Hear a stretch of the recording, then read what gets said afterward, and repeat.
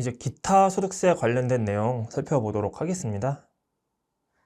페이지는 47페이지 보면 되시겠습니다.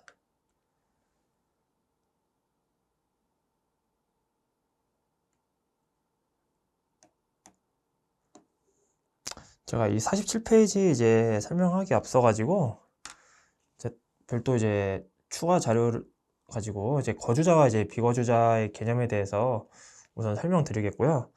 제가 강의 이제 목차 설명할 때도 말씀드렸다시피 47페이지와 저희 교재 55, 56, 68, 72, 73 이렇게는 제가 한 번에 묶어가지고 설명을 드릴게요. 그래서 이제 거주자와 이제 비거주자가 뭐냐 이거부터 보시고 설명 바로 들어가겠습니다. 이제 국내 세법상 거주자 이제 비거주자 관련해가지고 이제 내용 설명드릴 텐데요. 이 부분은 좀 이제 특히 이제 인사팀에서 그 주재원 관련해가지고 업무 담당하시는 분들은 내용 좀 잘 아시면은 도움 많이 되실 것 같고요. 이 거주자 비거주자 판단하는 게 이제 좀 굉장히 난해하고 어려워요. 제가 여기 좌측 상단에 이제 국내 세법이라고 적어놨잖아요. 예, 제가 말씀드리는 국내 세법상 내용인 거고, 진짜로 거주자와 비거주자를 제대로 판정하려면은 그쪽 이제 외국에 대한 그 거주하고 있는 그 외국에 대한 외국 세법도 같이 봐야 되고요. 그리고 그 조세 조약, 그 양국 간의 이제 조세 조약까지 이제 따라가서 이제 판단을 해서 해당 대상자가 거주자인지 비거주자인지 여부를 이제 판단해야 될 텐데요. 거기까지 설명하면은 이제 강의가 너무 이제 길어지니까 저희는 이제 개정세법 그 강의에 맞춰가지고 진짜 간략하게만 설명드리고 개정세법 내용 계속 쭉 설명드릴게요. 이제 국내 세법상 이제 거주자 혹은 이제 비거주자가 뭐냐라고 보면은 이제 거주자는 이제 국내에 주소를 두거나 183일 이상 거소를 둔 개인이라고 정의하고 있고요.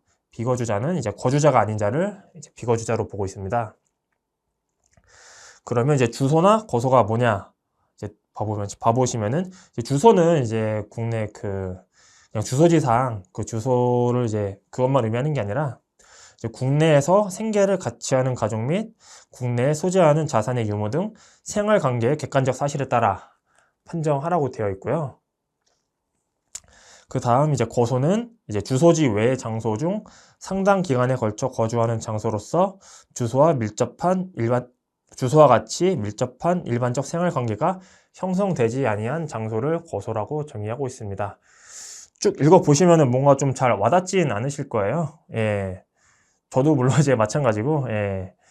그래서 아무래도 좀 보시면 아시다시피 굉장히 좀 모호하죠. 이제 생활관계 객관적 사실에 따라 판정하라고 돼 있고, 이제 주소지 외의 장소 중 상당 기간에 걸쳐 거주하는 장소로 뭐 밀접하게 주소와 같이 일반적 생활관계가 형성되지 아니한 장소라고 돼 있어가지고 거주자는 뭐다, 비거주자는 뭐다 이렇게 딱 정해져 있는 게 아니라 이렇게 약간 좀 법에서도 좀 이렇게 모호하게 설명되어 있는 부분이 있어요. 그래서 이제 그 다음을 보시면 이제 국내에서 이제 주소를 가진 것으로 보는 경우, 즉 이 경우에는 주소를 가진 것으로 보니까 그냥 거주자로 이제 의제하겠다라는 그런 내용이거든요. 그 내용에는 이제 계속하여 이제 183일 이상 국내에 거주할 것을 통상 필요로 하는 직업을 가진 때, 그 다음 이제 국내에 생계를 같이 하는 가족이 있고 직업 및 자산 상태에 비추어 계속하여 183일 이상 국내에 거주할 것으로 인정되는 때는 이제 거주자로 보겠다라는 그런 의미고요. 뒤에 또 이제 한 번 더 보시면은 이제 그 거주자나 이제 내국법인의 이제 해외 현지법인 또는 이제 국외 사업장에 이제 출장 그쪽에 이제 파견된 이제 임원 또는 직원에 대해서는 이제 거주자로 본다는 내용인데요. 이 경우 이제 해외 현지 법인인 경우에는 이제 출자 지분에 이제 100%를 투자한 법인에 한정해가지고 여기에 나가서 파견돼서 일하고 있는 저희 임직원은 이제 거주자로 본다라는 그런 규정도 있고요. 다시 돌아가서 어쨌든 이 거주자와 이 비거주자에 대한 그 판정에 대한 그 모호성 때문에 이 케이스는 이제 굉장히 그 과세관청과 이제 납세자 간에 항상 다툼이 있는 부분이고요. 거주자와 비거주자 그 판정하는 그 의미가 굉장히 그 판정이 그 중요한 의미를 갖는 게, 거주자 같은 경우는 이제 국내와 국외에서 발생되는 모든 소득에 대해서 이제 국내에서 신고를 한 의무가 이제 발생이 되고, 비거주자는 이제 국내 소득만, 국외 소득은 아니고 이제 국내 소득만 이제 국내에서 이제 그 신고할 의무가 있기 때문에, 이 거주자인지 비거주자인지 여부에 따라서 이제 세금을 납부해야 되는 소득의 범위가 이제 크게 달라지거든요. 그렇기 때문에 굉장히 이제 의미가 있는 부분이고요. 좀 실무적으로 좀 들어가다 보면은 아무래도 국세청은 이제 과세를 하려고 하는 그런 기관이다 보니까, 이제 판정을 해보면 보통 이제 뭐 한 사람이 무조건 다 100%의 거주자 요건을 가졌다거나 100% 다 비거주자의 그 이제 요건을 갖춘 경우는 없고, 대부분 뭐 걸쳐 있거든요. 뭐 특정한 사람에 대해서 뭐 한 6 정도는 약간 거주자로 볼 수 있는 사안이 있고, 뭐 4 정도는 약간 비거주자로 이렇게 볼 수 있는 사안이 있고, 뭐 그런 식으로 대부분 다 이렇게 혼재되어 있는데, 아무래도 이제 국세청은 좀 과세하려는 입장이다 보니까 좀 이제 거주자로 볼 수 있는 요소가 조금만 있더라도 그걸로 이제 거주자로 이제 보려고 하는 경향이 있고, 납세자는 아무래도 좀 이제 그 비거주자로 좀 이제 100%다 이제 비거주자가 아니더라도 일부 그 항목에 대해서만 좀 비거주자인 요건만 있다 하더라도 좀 비거주자로 보려고 하는 그런 경향이 있어가지고, 이 부분 항상 다툼이 있는 부분입니다. 예, 그걸 좀 이제 염두하시고 이제 저희는 이제 업무를 하시면 되실 것 같고, 예. 여기까지 이제 설명드리고 이제 교재로 돌아가서 예, 개정세법 내용을 하나씩 설명드리도록 하겠습니다. 페이지는 47페이지 보시겠고요. 제목은 거주자 판정기준 보완입니다.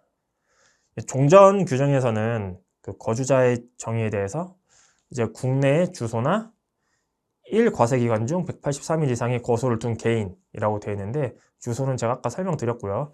1과세기간은 여기서 이제 소득세법상 1과세기간은 1월 1일부터 12월 31일까지거든요.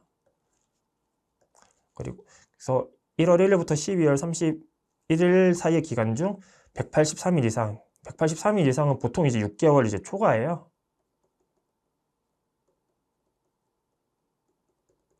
어쨌든 1년에 이제 6개월 초과해서 국내에 이제 머무르고 있으면 이제 거주자로 이제 보겠다라는 내용이었는데, 이 법이 이제 좀 일부 개정이 돼가지고 거소를 둔 기간의 계산 시 직전 과세 기간까지 이제 고려하게끔 법이 개정되었습니다. 보시면 이제 신설이죠. 이제 계속하여 183일 이상 거소를 둔 경우도 이제 거주자로 보겠다라는 거고, 저렇게 하면 2개의 과세 기간에 이렇게 이해하시면 되시겠습니다. 기간에 걸쳐. 이게 어떤 의미냐면은 제가 예를 들어서 한번 설명드려 볼게요. 어떤 한 사람이 10월 1일에 이제 국내에 들어와 가지고 다음 연도 이제 5월 31일까지 이제 머물러 있었다라고 가정을 해 볼게요. 그러면은 이게 X1년, X2년이면 이때는 이제 X1년에는 3개월이죠. 3개월 동안 이제 국내에 머물렀고, X2년에는 이 사람은 5개월을 국내에 머물렀습니다. 그럼 종전 규정에 의하면은 1과세기간 중 183일 이상 거소를 두라고 되어 있으니까 X1년도와 X2년도 둘 다 이제 183일 이상이 안 되죠. 그래가지고 X1, X2년 둘 다 이제 비거주자로 이제 봤는데요. 이제는 법이 들어오면서 2개의 과세 기간에 걸쳐서 이제 183일 이상 거소를 두면 이제 거주자로 이제 볼 수 있는 내용으로 개정이 되어가지고, X1년은 이제 거주자 요건이 안 되겠지만 X2년 같은 경우는 직전 과세 기간까지 합치면은 총 이제 8개월이잖아요. 그러면 X2년은 이제 거주자로 이제 보겠다는 내용입니다. 어찌 보면 이제 거주자의 범위가 이제 조금 더 이제 확대되었다라고 보시면 되시겠습니다. 그리고 거주 기간, 즉 거소를 둔 기간의 계산 방식이 약간 좀 이제 구체화되었는데요. 제목은 거주 기간 인정 구체화입니다. 이제 거주 기간이라 하면 이제 이 사람이 이제 입국한 날의 다음 날부터 이제 출국한 날까지를 국내에서 이제 거주하고 있는 것으로 보는데, 예를 들어 이 사람이 이제 그 일시적으로 이제 출국해야 될 사유가 생겨가지고 이제 뭐 관광이나 뭐 질병 치료 등의 목적으로 이제 일시적으로 만약에 출국하더라도 이 사람은 이제 거주 기간으로 인정해주겠다라는 규정이 있었거든요. 이게 뭔 말이냐면은 1과세 기간 중 183일 이상 이제 거소를 두고 있어야 되는데 이 183일 이상을 이제 피하고자 이제 뭐 183일 중 뭐 예를 들어 열흘이나 뭐 일주일 정도를 이제 뭐 관광이나 질병 치료 등의 목적으로 이제 외국에 나가 있을 수 있겠죠. 그러면은 이 거주 그 요건이 끊기게 되니까 이러한 일시적인 출국을 하더라도 그 기간은 국내에서 계속 거주한 걸로 봐가지고 이 183일 이상이 안 끊기게 이제 보겠다라는 그런 내용이었거든요. 그런 이제 거주 기간 인정에 대한 이제 사유가 보다 이제 구체화된 겁니다. 여기 보시면은 이제 관광, 질병 치료, 친지 방문, 그리고 출장, 연수 등 직업 사업과 관련된 사유, 그 밖에 이에 준하는 사유로 이 사유가 좀 더 이제 구체화되었고요. 페이지 한번 48페이지 같이 봐보실게요.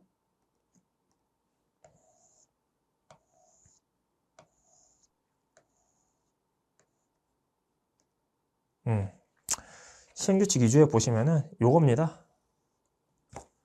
종전에는 이제 뭐 관광, 질병 치료 등으로서 명백히 일시적인 출국 기간도 거주 기간 인정한다라고만 되어 있는데 이제는 그 사유가 보다 이렇게 5개로 구체화돼 가지고 이 사유로 네가 그 외국에 잠깐 나가더라도 국내에 거주한 것으로 계속 보겠다라는 내용으로 사유가 구체화되었고요.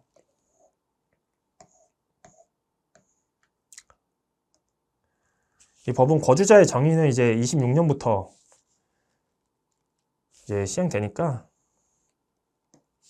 내년부터 이제 거주자 판정할 때 좀 이제 두 과세 기간을 같이 좀 고려해야 될 것 같고요.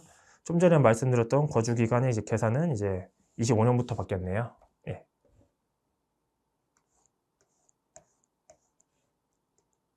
그 다음 내용 설명드리겠습니다. 바로 55페이지 가시겠습니다.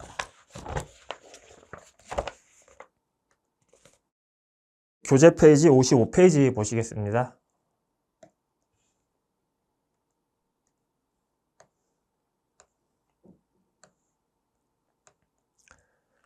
국외투자기구의 비과세 신청 및 원천징수 절차 간소화입니다. 23년부터 그 비거주자나 이제 외국법인 등이 이제 국채를 통해서 발생하는 이자나 이제 양도 소득에 대해서는 이제 비과세를 해주고 있는데요. 이러한 이제 비과세를 이제 받기 위해서는 이제 별도의 절차가 이제 있는데 종전에는 그 국외투자기구 그 종류에 따라서 그 비과세 신청 절차가 달랐었습니다. 이전에는 이제 사모 국외투자기구를 통해서 그 투자를 하면은 이제 그 아래에 있는 그 하위 그 투자자별로 각각 개별적으로 이제 비과세를 신청했었어야 됐고 공모 국외투자기구를 통해서 투자했을 때는 하위 투자자별로 그 비과세 신청을 하는 게 아니라 국외투자기구의 거주자 증명서, 즉 국외투자기구가 그냥 한 번에 이제 비과세 신청이 가능했는데요. 이번에 이제 법이 개정돼 가지고 비과세 신청 절차 간소화죠. 그래서 사모 국외투자기구도 공모 국외투자기구와 동일한 절차를 적용하도록 법이 개정되었고요. 보시면 이제 아까 사모 국외투자기구는 투자자별로 이제 신청하라고 했는데 이제는 투자자별로 신청할 필요 없이 사모 국외투자기구든 공모 국외투자기구든 이제 거주자 증명서만 제출해서 비과세를 신청하도록 법이 이제 절차가 간소화되었고요. 그리고 종전에는 이제 원천징수 관련해가지고 공모 국외투자기구를 통해서 이제 그 소득이 지급되면 원천징수 의무가 면제되었지만 사모 국외투자기구를 통해서 이제 지급이 되면 이제 원천징수 하라고 되어 있거든요. 근데 이 부분도 이제 법이 개정되어 가지고 둘 모두 이제 원천징수 의무가 면제되었습니다. 뭐 취지는 뭐 국외투자기구의 비과세 신청 절차 간소하고요. 25년 1월 1일 이후 지급분부터네요. 교재 56페이지 넘어가겠습니다.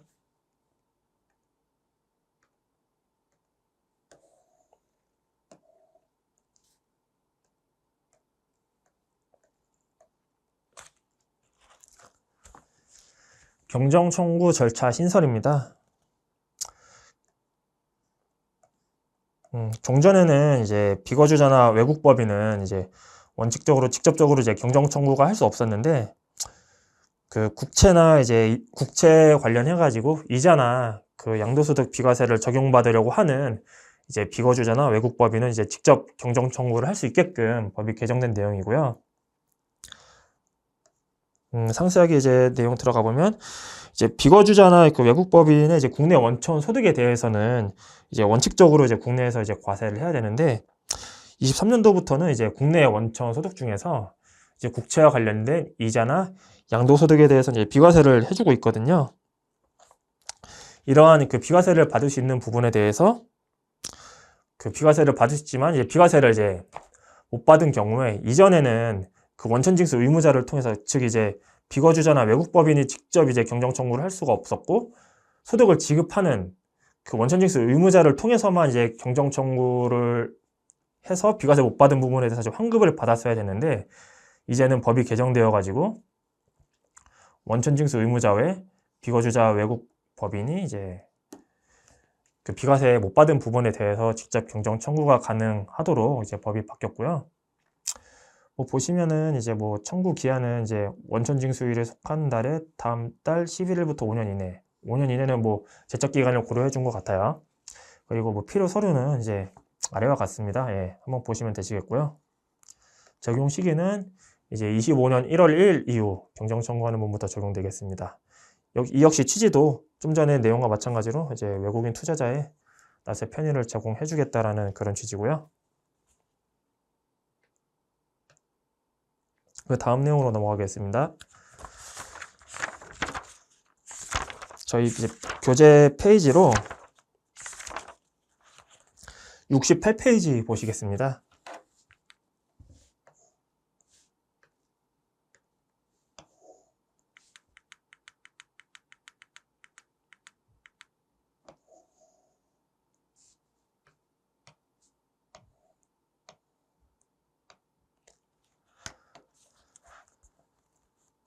국내 원천 인적 용역 소득에 대한 비과세 면제 신청서 및 지급 명세서 제출 의무화입니다. 이 부분은 좀 중요한 내용이거든요. 왜냐하면 보시면 아시겠지만 이제 지급 명세서 제출이 의무화됐다는 거죠. 그러면은 반드시 이제 지급 명세서 제출을 해야 된다라는 의미인 거고 이거는 이제 업무 하시는 분께서 이거는 반드시 좀 챙겨야 되는 부분입니다. 지급 명세서 제출 안 하면은 또 가산세 문제가 있을 수 있으니까 요거 이제 관련하시는 분은 좀 챙기셔가지고 내용 보실 필요가 있겠고요. 이게 보시면 법은 이제 25년도에 개정이 되었는데 적용 시기는 26년 1월 1일 이후 지급하는 분부터 내년부터 이제 적용이 되거든요. 그래서 당장 이제 올해부터 당장 해야 될 건 아니고 좀 내용을 미리 좀 인지하셨다가 내년부터는 이 부분을 좀 잘 챙기셔야 될 것 같고요. 뭐 취지는 뭐 국내 원천 소득 뭐 세원 관리 강화라는 취지로 이제 법이 개정되었는데 내용을 한번 같이 살펴볼게요. 이게 국내 원천 그 비거주자나 그 외국법인의 그 국내 원천 인적 용역 소득은 기존에는 국내 원천 사업 소득과 함께 이제 비과세를 받으려면 이제 비과세 면제 신청서를 제출해야 되고 또 지급 명세서도 이제 제출 의무가 있었는데 국내 원천 인적 용역 소득에 대한 이제 세원 관리 강화를 위해서 이러한 이제 비과세 면제 신청서 제출 의무 및 이제 지급 명세 제출을 이제 의무화한 내용이고요. 법 이제 내용으로 가셔서 보시면은 종전에는 이제 비거주자 및 외국법인의 조세 조약상 비과세 면제 적용 신청 의무에 국내 원천 사업소득과 국내 원천 인적 용역소득은 신청 의무가 면제가 됐었거든요. 그러니까 조세 조약상 이제 비과세 면제를 이제 받을 수 있는 사람들은 이제 원칙적으로 이제 신청하는 의무가 있는데 이 두 소득은 그런 이제 신청 의무에서 면제가 되었다가 이번에 법이 개정되면서 신청 의무 면제 대상 소득에 국내 원천 인적 용역 소득은 제외되었습니다. 그 말인즉슨 국내 원천 인적 용역 소득에 대해서는 이제 비과세를 받으려면은 이제 신청을 반드시 하라는 내용이고요. 그 다음 이제 비거주자 외국법인의 소득 지급 시 이제 원래는 이제 지급명세서를 당연히 이제 소득을 지급하면은 당연히 제출해야 되겠죠. 그렇지만 이 중에 이제 면제되는 그 소득에 국내 원천 사업소득과 국내 원천 인적 용역 소득이 이제 있었는데, 여기서도 마찬가지로 국내 원천 인적 용역 소득에 대해서는 면제가 되는 범위에서 이제 삭제된 거죠. 삭제가 되니 이제 국내 원천 인적 용역 소득에 대해서도 반드시 이제 지급명세 제출을 하라 라는 내용으로 이제 법이 바뀐 거고요. 그래서 취지는 이제 세원 관리 강화라고, 국내 원천 인적 용역 소득에 대해서는 국세청이 좀 더, 물론 이제 비과세나 이제 비과세 신청을 해서 비과세를 받기 때문에 세금은 안 나오겠지만, 그럼에도 이제 지급명세서는 좀 잘 제출해라, 그리고 신청도 꼭 해라 라는 그런 취지로 이제 법이 바뀌었습니다. 그래서 이거는 꼭 챙기셔야 돼요. 26년도부터 이제 적용되지만 미리 좀 인지하시고 내년에 이제 실제 지급하실 때 이 부분 잘 챙겨가지고 혹시나 모를 가산세 문제가 없게끔 잘 챙기시면 좋으실 것 같습니다.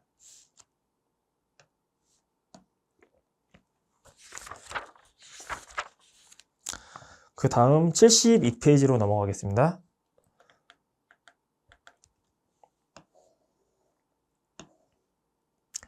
72페이지와 여기 73페이지는 이제 거의 연계되어 있는 내용이고요.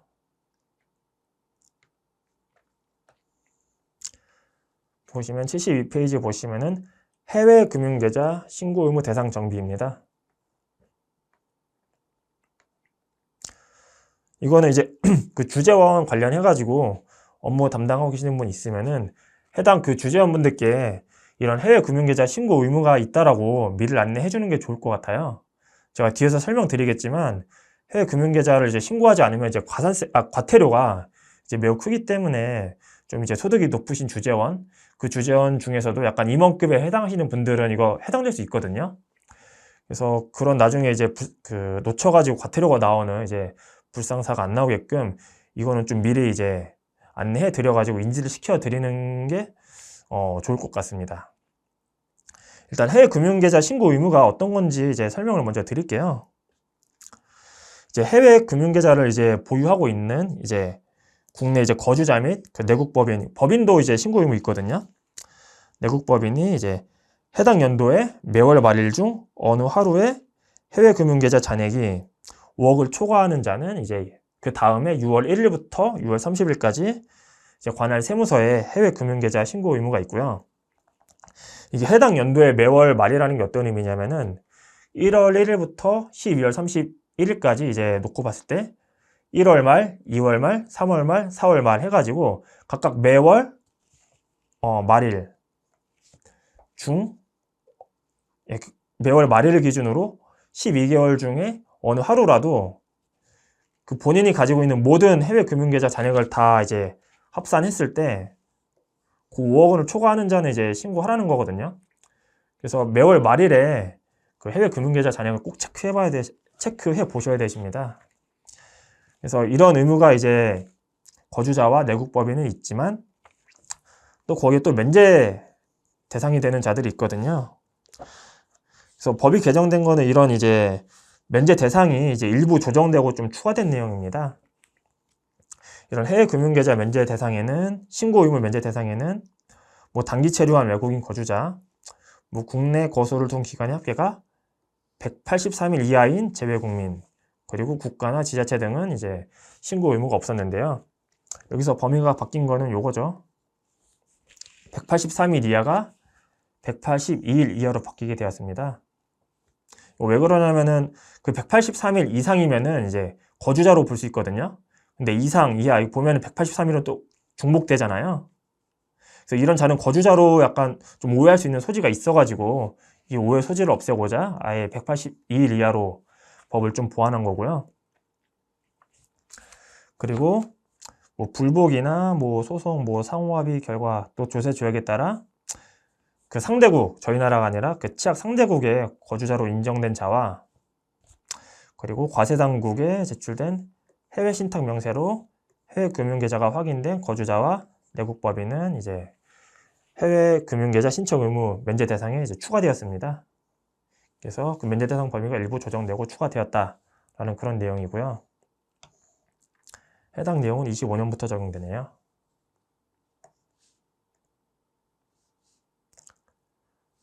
그리고 73페이지로 넘어가겠습니다.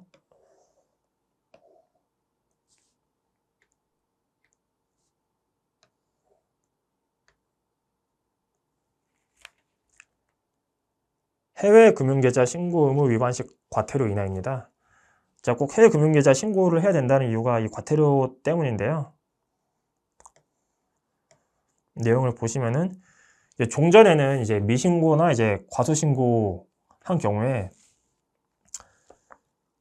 그 미신고 또는 과소신고한 금액에 따라서 20억 원 이하면 과태료가 10%, 20억 초과 50억 이하면은 이제 누진돼서 이제 과태료율이 적용되거든요. 이 구간은 15%, 또 50억 초과하는 구간은 또 20%를 이제 총 20억 원 한도 내에서 과태료가 부과되었는데요. 이제는 세법이 개정돼 가지고 이 누진율에서 이제 10% 단일로 바뀌게 되었습니다. 그리고 그 과태료 한도 역시 20억에서 10억 한도로 줄였고요. 그리고 또 이제 미소명이나 또 해외 금융계좌 그 금액에 대해서 거짓 소명 경우에도 이제 당초에는 이제 과태료율이 20%였는데 이제 10%로 인하된 내용입니다. 네, 이게 내용을 이제 보시면 아시겠지만 과태료율이 좀 인하되었다 하더라도 과태료가 상당히 크거든요. 아까 그 해외 금융계좌 잔액이 5억을 초과하면 그 이 대상자라고 했는데, 예를 들어서 내가 해외 금융계좌 잔액이 6억이었다라고 가정을 하면은요, 이거 신고 안 하면은 그 6억의 10%인 6천만 원이 과태료입니다. 좀 과태료를 인하했다 하더라도 이 절대적인 금액 자체가 이제 작은 게 아니어가지고 이거 잘못해서 놓치면은 과태료가 상당히 크거든요. 그러니까 이 부분은 꼭 다시 한번 제가 안내하라고 계속 강조를 하고 있는 이유이기도 합니다. 이거 역시 이제 뭐 25년 1월 1일 이후 신고하는 분부터 이제 적용하시면 되시겠습니다.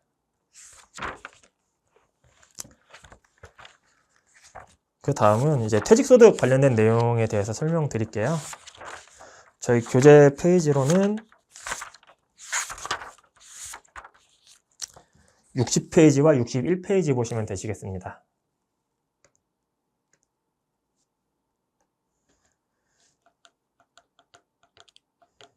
이 부분도 좀 약간 책으로만 이렇게 글로 보면은 좀 이해하기가 굉장히 난해해가지고 제가 좀 이해하기 좀 수월하게끔 설명하고자 제가 별도로 또 PPT 자료를 준비했는데요.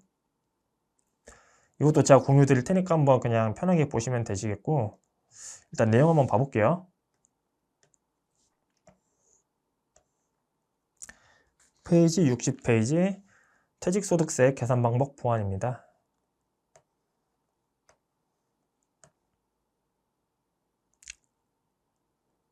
여기 이제 내용을 보시면 이제 정산하는 이제 퇴직소득 이제 계산 방식이 좀 이제 뭐 개정 이유는 뭐 합리화하기 위해서 이제 바꿨다라고 됐는데, 내용을 한번 보시면은 이게 좀 제가 좀 그 봤을 때는 그 이연 퇴직소득세, 여기 보시면 이제 재계산된 이연 퇴직소득세이라는 이제 단어가 나오죠. 어쨌든 이연 퇴직소득세액을 좀 더 이제 그 정확하게 산출하려고 하는 내용인 것 같아요, 보니까. 그래서 보시면은 이제 뭐 글로 보시면은 이게 뭐 잘 이해가 안 되시죠? 예. 종전 내용 보시면은 이제 퇴직소득 정산할 때 이제 종전 내용에는 이제 전체 퇴직금 산출세액에서 이제 기지급된 퇴직금 산출세액을 빼라 라는 그런 내용인데, 여기서 이제 전체 퇴직금 산출하는 내용은 이제 동일한데 기지급한 그 퇴직금을 산출할 때 이 내용이 약간 좀 이제 변경된 부분이 있거든요. 이 부분은 제가 보시면 표를 보면 저도 이것만 봐서는 솔직히 잘 이해가 안 돼요. 그래서 막 기재부에도 문의해보고 좀 연구도 했던 부분인데, 이 부분은 좀 제가 그림으로 한번 설명드려 보겠습니다. 보시면은 첫 번째 그림은 이제 기존 방식, 그 법이 개정되기 전에 방식의 이제 방식인 거고,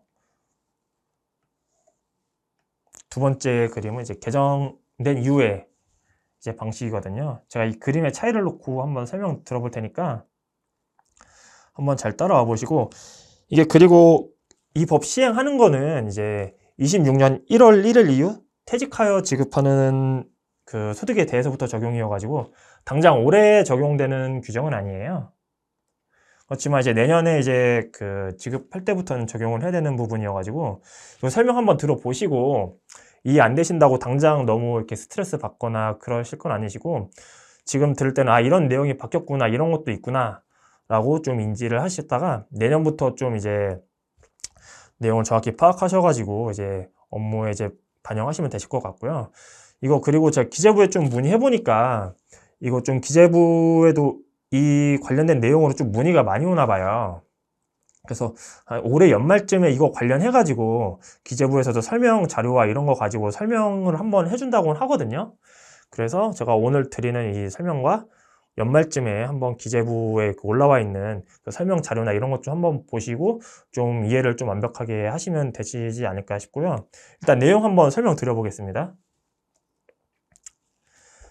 이렇게 기존 방식을 보면은 이 케이스는 이제 그렇게 가정을 해봤어요. 직원이 최초에 이제 회사를 다니다가 중간 정산을 한번 하고, 여기서 중간 정산을 한번 하고, 그 다음 이제 그 직원이 이제 임원으로 이제 승진을 되었다고 가정을 하고요. 그리고 그 임원이 이제 나중에 이제 퇴직을 한 거죠. 이런 케이스로 이제 가정을 해봤고, 각각 이제 각각의 시점마다 이제 그 퇴직소득세를 계산하고 퇴직소득 그 원천징수 영수증을 각각 작성했을 거예요.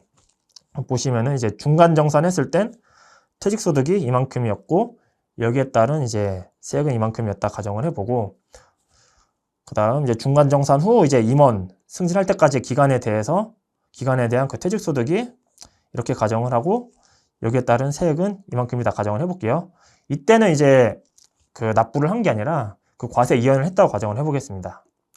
그리고 임원이 되고 나서부터 이제 퇴직할 때까지의 퇴직소득이 이 노란색 부분이고, 이거에 따른 이제 과세 이연 금액은 이 노란색 그 네모칸이라고 했을 때요. 이럴 경우에는 지급 명세서가 3장이 나오겠죠.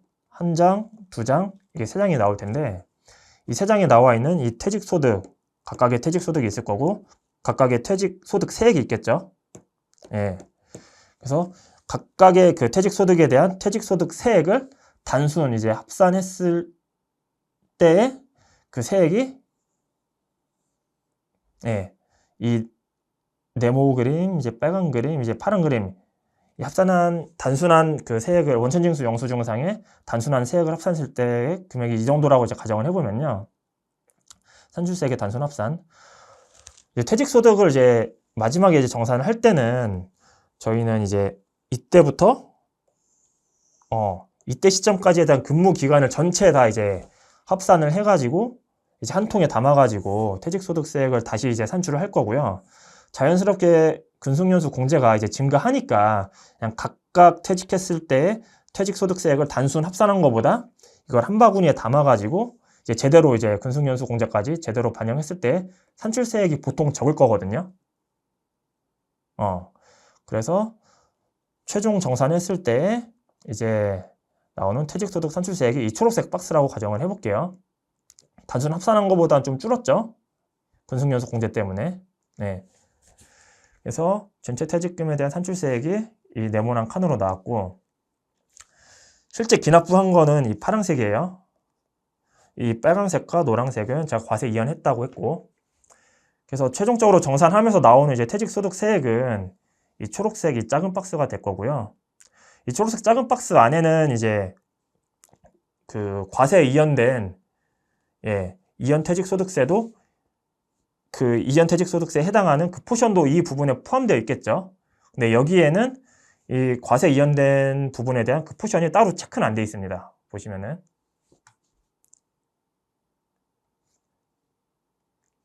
그리고 이제 계정 방식으로 보시면요. 이 4번 박스는 요 금액과 동일한 거예요. 예. 이걸 한 바구니에 담아가지고 이제 전체 계산했을 때 퇴직소득 산출세액은 이 4번 박스인 거고, 그 다음 이제 기납부 한 거 이제 고려하면은, 아까는 이제 종전의 방식에서는 요만큼을 이제 퇴직소득세액이라고 했는데, 이 개정된 방식을 보시면은 이제 이연된 퇴직소득세까지 구분이 되죠. 이게 어떤 의미냐면은, 단순 합산했을 때 그 세액 자체보다 이제 정산했을 때 이제 세액이 더 적어지는데, 이렇게 되면은 여기에 납부 이연된 당초에 과세 이연됐던 금액도 이 비율, 전체 이 비율에서 이 비율로 줄어들면서 납부 이연된 금액도 비율만큼 줄어들었을 거잖아요. 그 줄어든 이연퇴직소득세액을 이제 구분해주자라는 그런 내용이고요. 이게 어찌 보면 더 정확한 그 이연퇴직소득세액이겠죠. 이전에는 정산하기 전에 이제 이연퇴직소득세액을 단순히 이제 그 연금 그 자산 운용하는 그 회사들이 이제 이연퇴직소득세액이라고 적어놨을 텐데, 실제로 이제 정산을 해가지고 그 이연퇴직소득세액을 뽑아보면은 이거보다 좀 줄어들 수 있을 거예요. 그 부분을 이제 명확히 표시해주자, 그런 내용입니다. 그래서 여기 표현도 그렇게 돼 있죠. 아까 교재에서도 봤듯이 재계산된 이제 이연퇴직소득세이다라는 그런 이제 표현을 쓴 거고요. 다시 교재로 돌아가 볼게요. 그래서 이런 표현이 있습니다. 재계산된 이연퇴직소득세액. 정확히 이제 정산해서 계산했을 때 이연퇴직소득세액을 구분하자, 그런 내용이고, 뭐 전체 퇴직소득 산출세액, 아까 그 초록색 4번 박스였죠. 예. 거기서 이제 전체 퇴직소득분의 그 과세 이연된 금액을 비율로 하면은 정확한 과세 이연 금액이 나오겠고요.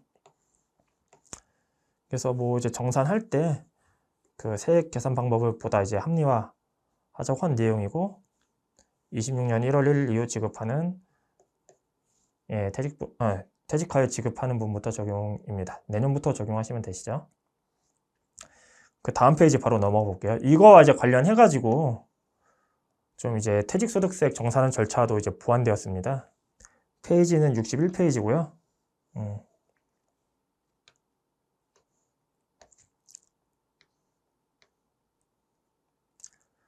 내용을 이제 보시면은 이연퇴직소득세가 있는 경우 이제 아래 절차를 따른다고 되어 있잖아요. 어쨌든 아까 그 이연퇴직소득세액이 재계산되면서 이제 변경이 되었는데, 보시면 3번에 보시면 이연퇴직소득세액 변경 시 원천징수 의무자가 연금계좌 취급자에게 통보해줘라. 예. 정확한 그 이연퇴직소득 계산해서 통보해줘라. 그런 절차가 추가됐고, 4번 그 연금계좌 취급자가 변경된 이연퇴직소득세액을 반영해가지고 이연퇴직소득세액을 정확히 산출하여 보자, 라는 그런 내용입니다. 내용이 바뀌면서 절차도 이렇게 바뀌었습니다.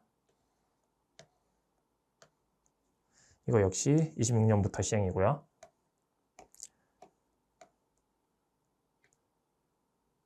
이 내용은 한번 연말쯤에 한번 기재부 자료나 이런 것도 좀 한번 보실 의미가 있을 것 같아요. 예, 그래서 좀 퇴직금 관련해서 이제 업무 담당하시는 분은 이 내용 좀 미리 체크하고 계셨다가 내년부터 적용하시면 되실 것 같아요.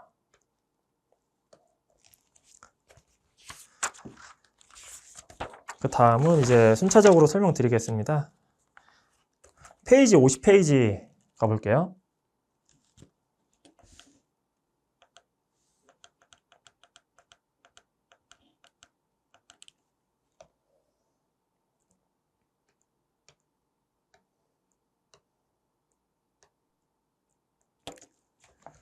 배당 소득 범위에 조각 투자 상품으로부터의 이익이 추가되었다라는 내용입니다.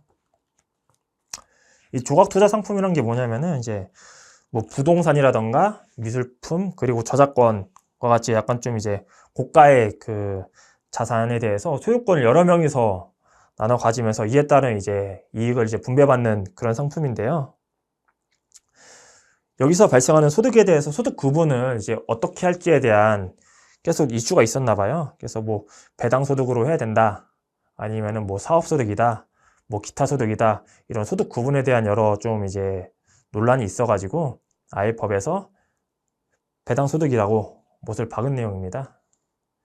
그래서 조각 투자 상품으로부터의 이익을 배당 소득 범위에 이제 추가하였다라는 그런 내용이고요. 개정 이유도 이제 명확하겠다라는 거죠. 과세 분류를. 이거는 25년 7월 1일 이후 지급받는 분부터 이제 적용하시면 되시겠습니다. 그 다음 51페이지 가보시겠습니다.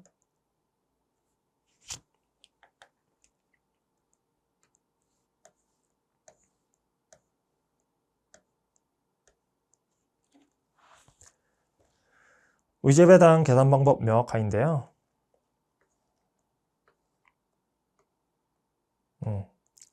이제 의제 배당이라는 거는 이제 실제 이제 배당은 아니지만 이제 합병이라든가 이제 자본 감소와 같이 이제 특정한 사유가 이제 발생했을 경우에 받는 그 대가에 대해서는 이제 배당으로 이제 의제해가지고 배당 소득으로 과세하겠다라는 이제 그런 내용이고요. 그 내용 중에서 이제 합병과 관련된 이제 의제 배당과 이제 자본 감소에 따른 이제 의제 배당 내용이 좀 이제 변경이 된 내용이고요. 내용을 보시면은 요즘 이제 기업들 합병 많이 하죠. 예. 근데 그 합병으로 이제 합병을 하게 되면은 이제 합병 당하는 회사, 즉 피합병법인의 그 주주는 이제 본인들이 주식을 가지고 있을 거잖아요. 그 주식을 이제 합병하는 그 회사에 이제 넘기게 되는데 그 넘기게 될 때 그 대가를 받습니다.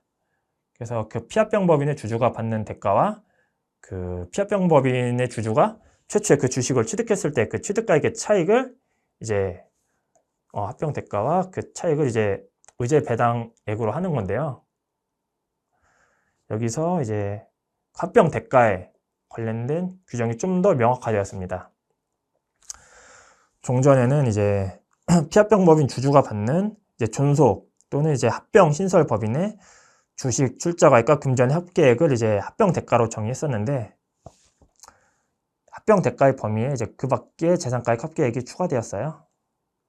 이건 주주가 이제 뭐 합병법인의 주식으로도 받을 수 있고 이제 금전으로도 받을 수 있지만 이제 뭐 부동산이나 뭐 건물이나 뭐 토지나 다른 재산의 형태로도 이제 대가를 받을 수 있잖아요. 예. 이런 부분을 고려해가지고 좀 법이 명확화되었다라는 그런 의미고요. 그 다음 이제 자본감소 또는 주식 소각 시 의제 배당인데 보시면은 이제 합병 대가는 이제 그대로 동일하고 그 주식의 이제 취득가액의 범위에 단서 규정이 하나 추가되었어요.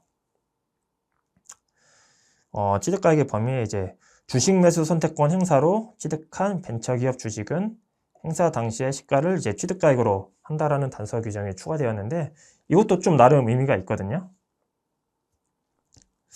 보통 이제 주식 매수 선택권 행사했을 때 그 행사 당시에 이제 그 시가와 이제 행사 가액이 있겠죠. 이 차액을 이제 근로 또는 이제 기타 소득으로 이제 과세를 할 텐데 여기 보시면 취득가액을 행사 당시에 이제 시가, 행사가 이렇게 보면은 행사 당시의 시가를 취득가액으로 본다라고 되어 있어요. 행사가액을 만약에 취득가액으로 보면은 여기에 대해서는 이제 근로 또는 이제 기타로 당초에 이제 과세가 되었는데 또 배당으로 또 과세하겠다라고 하면 이중과세가 될 수 있잖아요. 예. 이런 부분을 고려해가지고 행사 당시에 이제 시가를 취득가액으로 보고 그 취득가액보다 더 받은 대가에 대해서는 이제 배당으로 과세하겠다는 내용입니다. 둘 다 이제 명확하죠. 예. 이거는 이제 25년 2월 28일 이후부터 시행되는 내용입니다.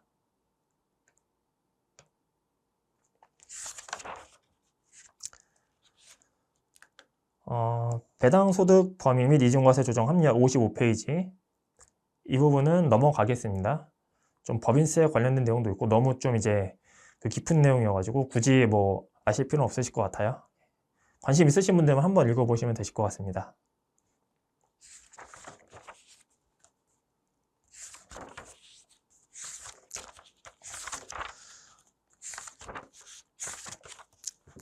그리고 64페이지 보시겠습니다.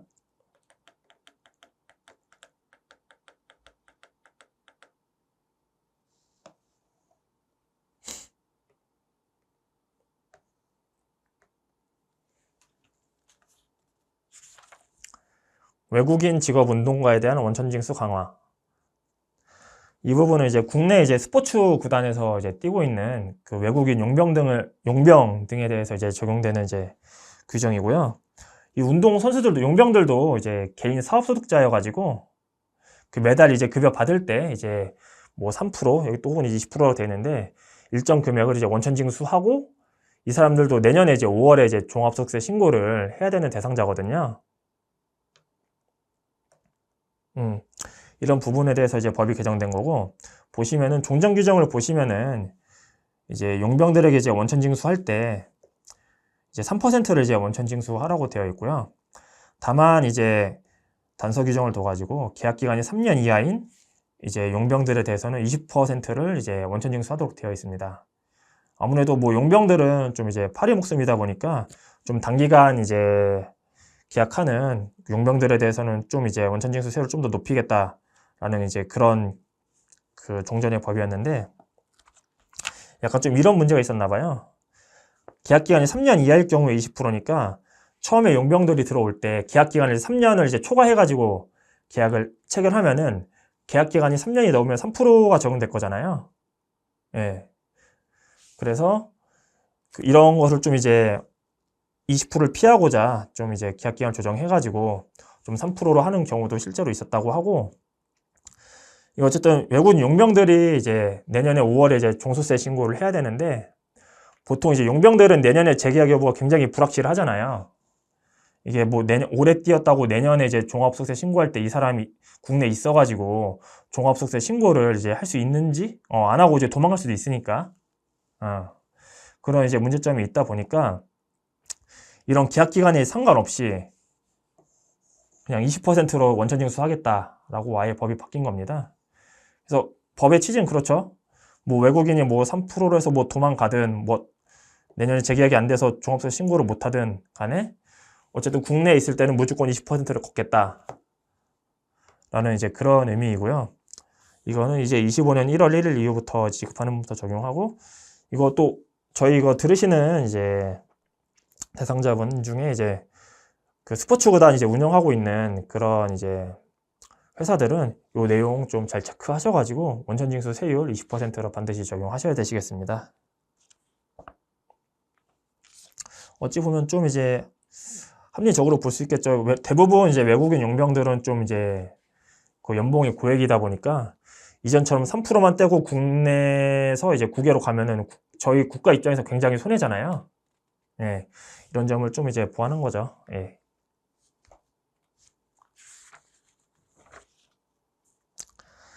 그 다음 66페이지 넘어가시겠습니다.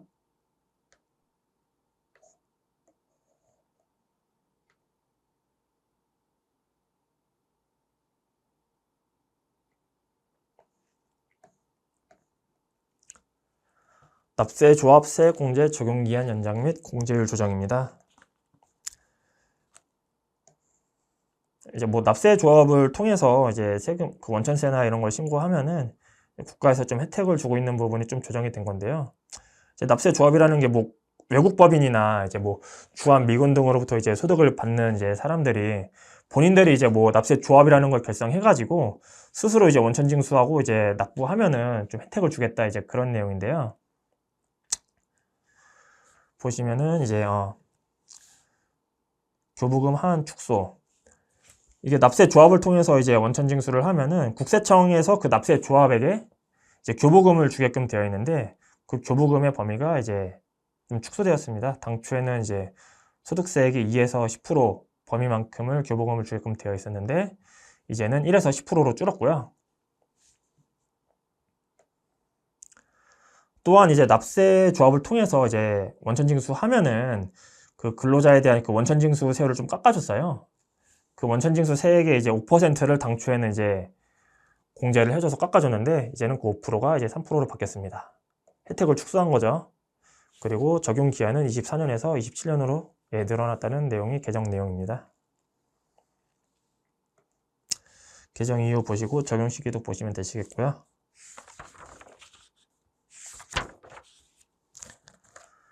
(70페이지) 보시겠습니다.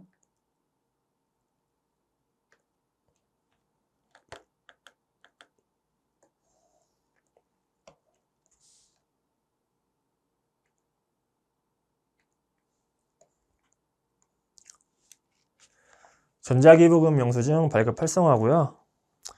이전에는 이제 기부금을 이제 받아서 이제 영수증을 발행했을 때는 종이와 이제 전자기부금 영수증 정지 선택하라고 되어 있는데 이제는 직전 연도 기부금 영수증 발급 합계액이 3억 원 그 이상인 법인은 이제 전자로 발행하게끔 의무화가 된 내용이고요.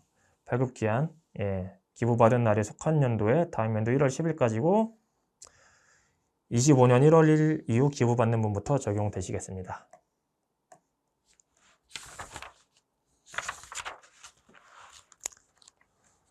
여기까지 해서 그 2부 강의도 이제 마치도록 하겠고요. 잠시 쉬었다가 이제 3부 강의 진행하도록 하겠습니다.